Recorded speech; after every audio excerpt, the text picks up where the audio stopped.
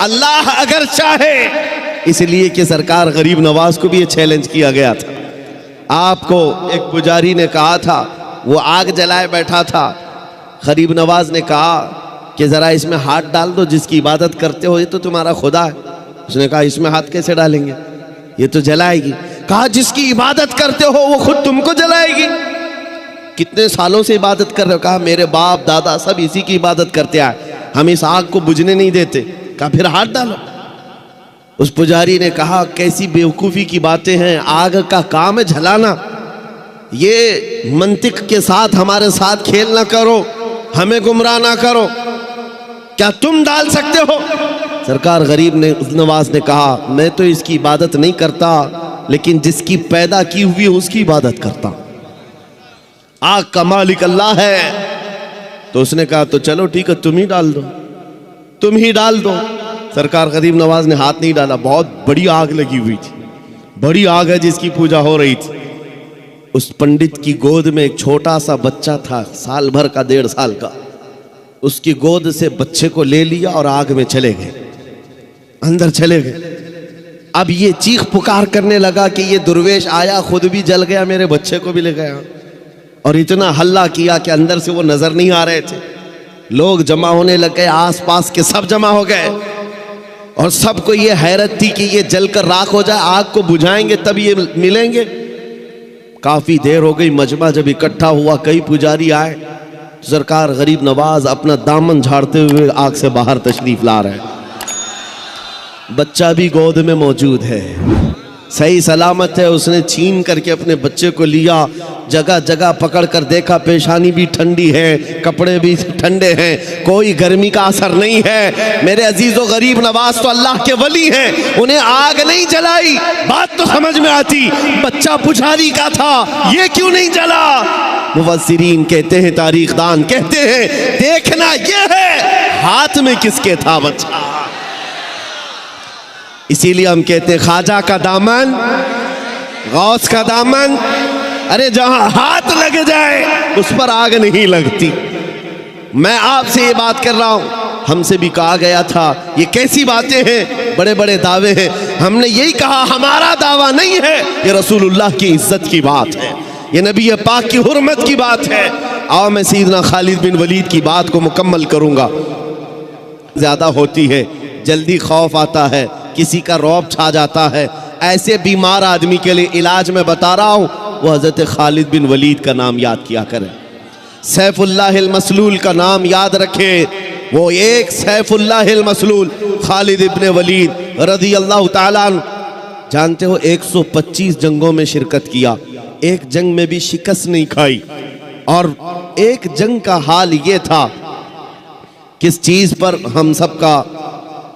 हम सब की तवज्जो होनी चाहिए, वो तवज्जो का मैदान जंग में शरीक है और लड़ते लड़ते उनका हाल ये था, वो खुद फरमाते हैं एक बालिश्त जगह भी मेरे जिस्म में ऐसी नहीं है जहां तीर ना चुभाओ, तलवार ना लगी हो, पूरे जिस्म में कोई एक जगह भी एक बालिश बराबर बाकी नहीं, हर जगह जख्म थे। लेकिन एक मैदान में कहते हैं कि अचानक उनके गर्दन पर तलवार आ गई। सामने कुफार व मुशरिकीन है, बड़े बड़े पहलवान तलवार सोते खड़े थे। आपका अमामा गिर गया, आपका अमामा गिर गया मैदान जंग में। मुझे बताओ जान बचाना चाहिए क्यों अमामा उठाना चाहिए? पहली तो अपनी गर्दन बचाई जाए, अपनी जिस्म को बचाया जाए, क्योंकि जान बचाना फर्ज है, जान बचाना फर्ज है। खालिद इब्ने वलीद सैफुल्लाहिल मसलूल, इस्लाम के अजीम सिपह सालार ने गर्दन नहीं देखी, वो अमामा उठाने ही चल पड़े और उठाया, बड़े आराम से सुकून से उठा करके पहनने लगे। और जिन्होंने तलवारें उठाई थी वो सख्ते में रह गए। एक छोटा फौजी भी ये गलती नहीं कर सकता, सिपह सालार इतनी बड़ी गलती कैसे कर सकता है? लोगों ने हाथ तलवार उनके नीचे आ गए। उसके बाद जालिमों ने, दुश्मनों ने पूछा खालिद इब्ने वलीद तुम्हारा ही नाम है? कहा तुम ही सिपह सालार हो, लेकिन ऐसी गलती कैसे कर सकते हो जब तुम्हारी गर्दन पर तलवार लटक रही हो और तुम अमामा उठाने के लिए निकल पड़े हो, पगड़ी बचा रहे हो कि गर्दन बचाना चाहिए? खालिद इब्ने वलीद ने मुस्कुरा कर कहा तुम्हें पता है तुम्हें पता है मैं जिस जंग में भी जाता हूँ अल्लाह की मदद से फतह याबी ज़रूर मिलती है और फतह का झंडा गाड़ कर आता हूँ, लेकिन इसके पीछे राज ये नहीं है खालिद बिन वलीद अपने बाजुओं की ताकत पर भरोसा रखता हो और अपने बलबूते ये जंगों को फतह करता हो। मेरा विजदान और यकीन ये है इस अमामे मुबारका में रसूलुल्लाह के 3 मुँह मुबारका है, रसूलुल्लाह के 3 मुँह मुबारका हैं और मेरा यकीन यही है जब तक ये सर पर होते हैं अल्लाह मेरे लिए मैदान आसान कर देता है। निस्बत मुस्तफ़ा पर उन्हें फ़ख्र था, उसी निस्बत पर वो फतह याब हुआ करते थे। ये सहाबा की बातें अर्ज कर रहा हूँ। आपको पता है एक मर्तबा ईसाइयों ने आपको चैलेंज कर दिया था कि अगर तुम्हारा दीन सच्चा है तो आओ खालिद बिन वलीद हम और तुम सामने बैठते हैं मुबाहिला। अगर दीन तुम्हारा सच्चा है तो जहर की एक शीशी लाई ईसाइयों ने, कहा कि इसको दोनों लोग पिएंगे, जो बच गया उसका दीन सच्चा है। और ये झूठे लोग इस तरह से कभी आगे आ भी नहीं सकते, चैलेंज तो कर लेंगे लेकिन आ नहीं सकते।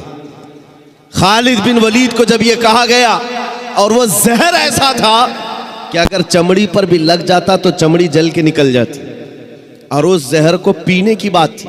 सामने बड़े बड़े पादरी बैठे हुए थे, उन्होंने सोचा था कि डींग मार लेंगे, लेकिन उन्हें पता नहीं है मोहम्मद अरबी का शेर है, नबी करीम सल्लल्लाहु अलैहि वसल्लम के गुलाम हैं। ये जिस तरफ निकल गए तूफान और आंधियों ने भी रुख मोड़ लिया है, समंदरों ने रास्ते दे दिए हैं, दो नीम इनकी ठोकर से दहरिया व सहरा। ये इकबाल ने कहा था पहाड़ उनकी हैबत से राई, सिमट कर पहाड़ उनकी हैबत से राई। खालिद बिन वलीद ने कहा आ जाओ सामने आ जाओ, बैठते हैं, मैं तैयार हूं इस बात के लिए कि जहर हम भी पिएंगे, तुम भी पी लेना, जो बच जाए उसका दीन हक है। लेकिन मुकाबले के लिए जैसे ही सामने आए, जहर की शीशी रखी हुई है, बहुत खतरनाक जहर है, चमड़ी पर भी लग जाए तो जल करके निकल जाए। आपसे कहा गया उठाओ और पी लो। तो हजरत खालिद बिन वलीद ने कहा दोनों की तरफ से पीना है, लेकिन उन्होंने कहा नहीं पहले आप करेंगे।